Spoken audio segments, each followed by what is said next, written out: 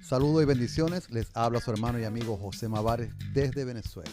Para mí es un inmenso placer compartir este pequeño espacio de enseñanza con cada uno de ustedes, esperando que sea de gran bendición y edificación para cada uno. Muy bien, hoy quiero hablarles acerca de la teología de las tempestades. Hace algún tiempo me hicieron una entrevista y me preguntaron cómo podía definir la vida cristiana. Lo primero que tuve que hacer es aclarar que no se trata de vida cristiana. O sea, el término no es vida cristiana, el término es vida en Cristo. Lamentablemente han pasado 18 siglos y no hemos podido deslastrarnos de la etiqueta que nos colocaron en Antioquía. ¿Recuerdan en Hechos capítulo 11, versículo 26? Allí dice que a los discípulos se les llamó cristianos por primera vez en Antioquía. Lamentablemente, sobre una etiqueta, la Iglesia de Cristo añadió otra etiqueta. O sea, a la etiqueta de cristianos le agregaron evangélicos y hasta el día de hoy tenemos eso. Pero cuando vamos a la Escritura, realmente no se trata de vida cristiana, repito, se trata de vida en Cristo. Basta con que leamos, ejemplo, el libro de los Hechos, capítulo 17, versículo 28, dice que en Cristo vivimos, en Cristo somos y en Cristo nos movemos. Notemos la concentración solamente en un solo versículo de la Biblia. Repito, Hechos 17, 28. En Cristo vivimos y somos y nos movemos. Pero si avanzamos un poquitico en la Biblia, a lo largo de la Escritura, encontramos que en Romanos capítulo 3, versículo 24 dice que en Cristo Jesús somos redimidos. Si avanzamos un poquitico en la Biblia, la misma epístola de Romanos capítulo 6, versículo 23 dice que en Cristo tenemos vida eterna. Si avanzamos en la misma epístola, a los Romanos capítulo 8, verso 1 dice que para los que están que ninguna condenación hay para los que están en Cristo Jesús. Podríamos avanzar un poquitico en la Biblia y 1 Corintios 1, 2 dice que en Cristo somos santificados. Avanzamos un poquitico en la misma epístola, 1 Corintios 3, 1 dice que en Cristo somos niños. Si vamos a la segunda epístola del apóstol Pablo a los Corintios, capítulo 2, versículo 14 dice que en Cristo somos triunfantes. Si pasamos a la epístola de los Efesios, capítulo 1, versículo 3, dice que en Cristo somos bendecidos. Si vamos a Efesios, capítulo 1, verso 11, el versículo Efesios 1, 11 tiene una particularidad y un impacto muy grande, porque solamente en ese versículo hay 3 en Cristo. Me explico. Usted lee Efesios 1, 11, dice que en Cristo tenemos herencia, en Cristo fuimos predestinados y en Cristo está el propósito. ¿Okay? Eso es Efesios 1:11. La misma epístola a los Efesios, capítulo 3, versículo 6, dice que en Cristo está la profecía. Nuestra Biblia Reina Valera dice promesas, pero realmente el término ahí es profecía. En Cristo están las profecías. La epístola a los Efesios, capítulo 3, versículo 12, dice que en Cristo está nuestra fe. Pasamos a la epístola a los Filipenses, capítulo 1, versículo 13, dice que en Cristo padecemos. Filipenses 2.1 dice que en Cristo somos consolados. Filipenses 3.14 dice que en Cristo está el llamado. Filipenses 4.13 dice que en Cristo todo lo podemos. Epístola a los Colosenses capítulo 1, verso 27, verso 28 dice que en Cristo somos perfeccionados. Colosenses capítulo 2, verso 7 dice que en Cristo somos sobreedificados y terminamos con la epístola a los tesalonicenses. Primera epístola a los tesalonicenses, capítulo 4, versículo 16 dice que en Cristo Jesús nos morimos y resucitamos. Suficiente, abundante evidencia bíblica que demuestra que toda nuestra vida está circunscrita a estar en Cristo Jesús. Ahora, me remito al principio. Les dije que en la entrevista me preguntaron cómo podía definir la vida cristiana. Aclaré que no es vida cristiana, es vida en Cristo. Pero luego pude definir y les dije que la vida cristiana no es más que una plataforma de incidencias multifacéticas en la vida de los hijos de Dios. ¿Cómo se come eso? ¿Cómo podemos digerir eso de que la vida en Cristo, la vida en Cristo es una plataforma de incidencias multifacéticas? Bueno, sencillo, señores. En el Evangelio no hay tiempo para el aburrimiento. Aquí le pasa de todo a uno. ¿Okay? Cosas buenas, cosas malas, regulares, de todo. No hay tiempo para aburrirse. Ahora, entre toda esa cantidad de incidencias vienen las tempestades. Entonces, cuando hablo de tempestad, estoy usando una metáfora para referirme a esos momentos adversos, a esos momentos duros, momentos de dificultades que vienen a nuestra vida y que nos golpean, nos impactan de manera proporcional y exponencial. Cuando vamos a la Biblia, notamos que hay tres tempestades básicamente en la Biblia: la tempestad de Jonás, la tempestad de los discípulos y la tempestad del apóstol Pablo. Vamos al epicentro. Si analizamos la tempestad de Jonás, Jonás 1.4, me supongo que ya ustedes todos han leído acerca del libro del profeta Jonás, ¿ok? Pero en Jonás 1.4 dice que Jehová Dios hizo levantar una gran tempestad y pensaban que la nave se partiría. La tempestad no la levantó el diablo, la tempestad la levantó Dios. ¿Por causa de qué? Por causa de la desobediencia de Jonás.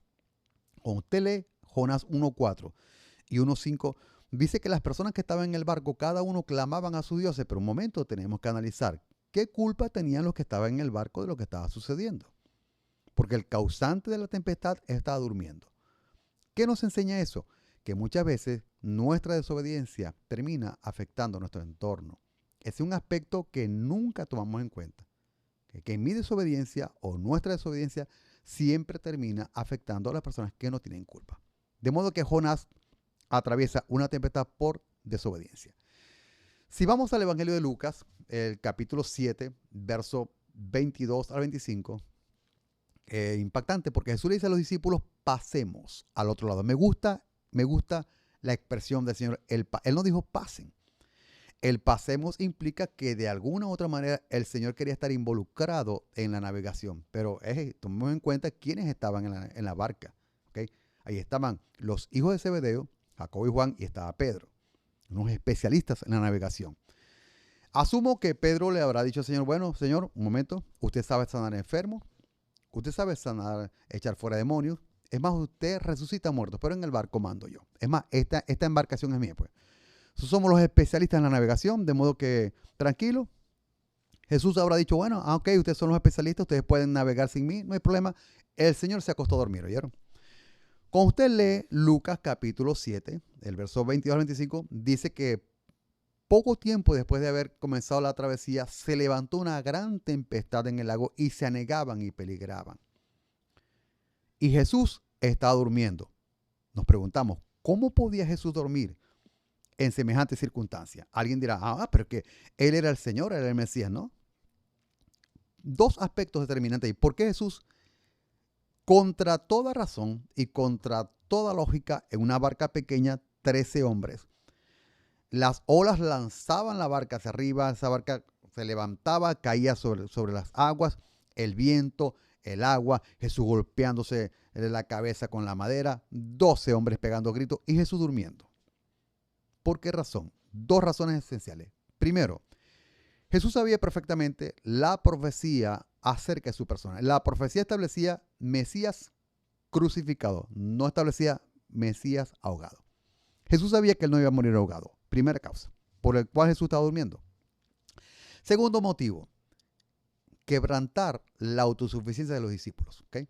Ellos pensaron que podían navegar solos y él se acostó a dormir. Cuando ya vieron que se iban a ahogar, que no les quedó más remedio que admitir que necesitaban despertar, le dijeron: maestro, maestro, que perecemos. Él se levantó y preguntó: señores, ¿en qué les puedo servir? ¿Para qué soy bueno? Dice que reprendió el viento de las olas y cesaron y se hizo bonanza. ¿Por qué los discípulos atravesaron esa tempestad? Evidentemente por autosuficiencia. Pensaron que podían navegar y sobrellevar y sobrepasar las circunstancias con sus propias capacidades. ¿Cuántas veces eso nos ha sucedido en la vida?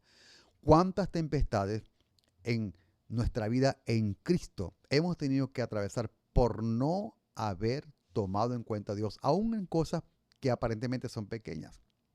Recordemos que el capítulo 3 y el capítulo 6 del libro de Proverbios dice: reconoce a Jehová en todos tus caminos y Dios enderezará tus veredas, señores.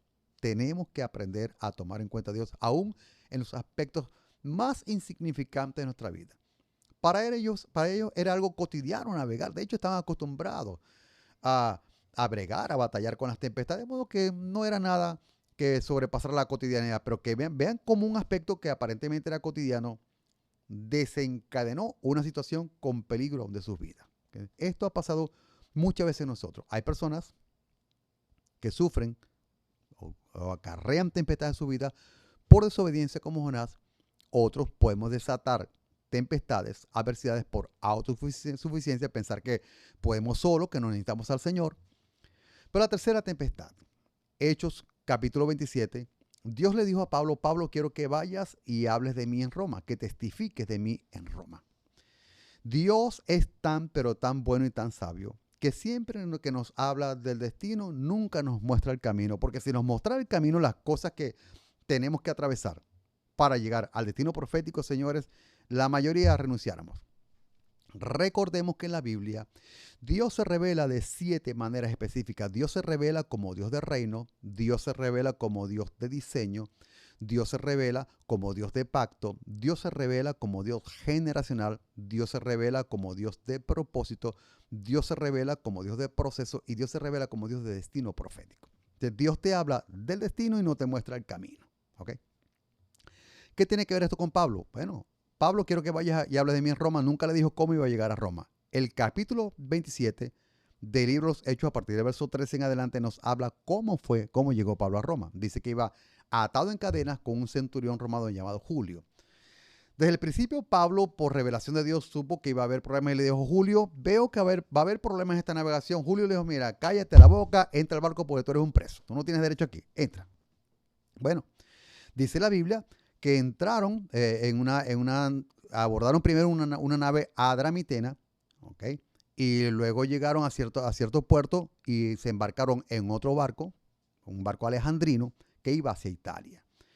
Me impacta que Hechos 27:13 dice que partiendo y vino una brisa suave del sur, pareciéndoles que ya tenían lo que querían, iban costeando, iban dando la vuelta así a la isla de Creta. Todavía hasta el día de hoy esa isla tiene el mismo nombre, con una brisa suave del sur. Y luego dice el versículo 14, Hechos 27:14, que de repente vino sobre ellos un viento huracanado llamado Euroclidón. Impactante y paradójico. El apóstol Pablo en medio de un huracán. ¿Ok? La lógica humana establece, diría, pero bueno, un momento, ¿por qué el apóstol Pablo está en un huracán? Bueno, él estaba allí en obediencia porque él estaba haciendo lo que Dios le dijo que tenía que hacer. Lo paradójico, lo controversial de esto es que se supone que el huracán tenía que atacar al desobediente Jonás. La lógica establece que el huracán tenía que atacar a los autosuficientes discípulos, no.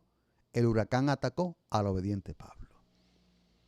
¿Cuántos huracanes, cuántas tempestades, cuántas situaciones difíciles hemos tenido que atravesar aquellos que hemos decidido obedecer a Dios? Siempre la obediencia a Dios va a acarrear huracanes a tu vida. Usted sabe de lo que estoy hablando, ya lo hemos vivido. La gente sin compromiso con el reino de Dios, esas personas difusas, insustanciales, efímeras, bueno, viven unas vidas relajadas, tranquilos, pero la gente comprometida con el Señor, sabemos de qué calibre tiene que ser nuestra fe para poder sobrellevar todo esto. Al final de la travesía, noten que usted lee Hechos capítulo 27, dice que la nave está en medio de un huracán. El capitán decidió meterle la proa al viento, una técnica de navegación. El capitán sabía que si intentaba esquivar la tempestad, el viento iba a golpear la parte lateral del barco y se iban a hundir. ¿Okay? O sea, la alternativa era vamos a meterle la proa al viento. Bien importante esta lección para nuestras vidas. Los problemas no se resuelven evadiéndolos, los problemas se resuelven enfrentándolos. Dice la Biblia allí que la nave dio en Sirte. Sirte son bancos de arena. Ahora la nave está encallada. Comenzó a partirse el barco. El capitán le dijo, Julio, al centurión, mátalos a todos. La legislación romana establecía que si un preso, un reo romano se escapaba, había que matar al soldado. El capitán dijo, bueno, Julio, mátalo. Al centurión, mátalo. Julio se había hecho amigo de Pablo y dijo, no lo matemos. Bueno, se lanzaron todos al agua, comenzaron a nadar y llegaron a una isla llamada Malta. En Malta, ya conocemos la historia, bajo un estado de hipotermia, el apóstol Pablo está agarrando unas ramitas allí para hacer fuego y una serpiente lo mordió. Los aborígenes dijeron, bueno, este hombre viene huyendo de Dios. No pasó nada, al final no se murió el apóstol Pablo. Pasado algún tiempo, tomaron otro barco y llegaron por fin a Italia. Pablo en Roma. ¿Ok? De hecho, dice la escritura que Pablo pasó 2 años en una casa alquilada en Roma, hablando, enseñando acerca del reino de Dios. Hoy contamos con la gran epístola a los romanos, la epístola de la libertad, así es conocida, la epístola de la libertad, la epístola de la justificación. 16 capítulos, 433 versículos, 9.500 palabras, 70 referencias del Antiguo Testamento. Un manjar del cielo disfrutar de esa epístola. Pero preguntémonos, ¿cuánto le costó al apóstol Pablo? Lo que conocemos como la epístola a los romanos. ¿Cuánto cuesta una bendición? En síntesis, señores, ¿por qué sufrimos? ¿Por qué padecemos en nuestra vida en Cristo? Cada vez que venga una tempestad a tu vida, entonces tienes que evaluar. ¿Estoy sufriendo esta tempestad por desobediencia como Jonás? ¿Estoy atravesando una tempestad en mi vida por autosuficiencia como los discípulos? ¿O estoy pasando hoy un huracán en obediencia a Dios? Bendiciones.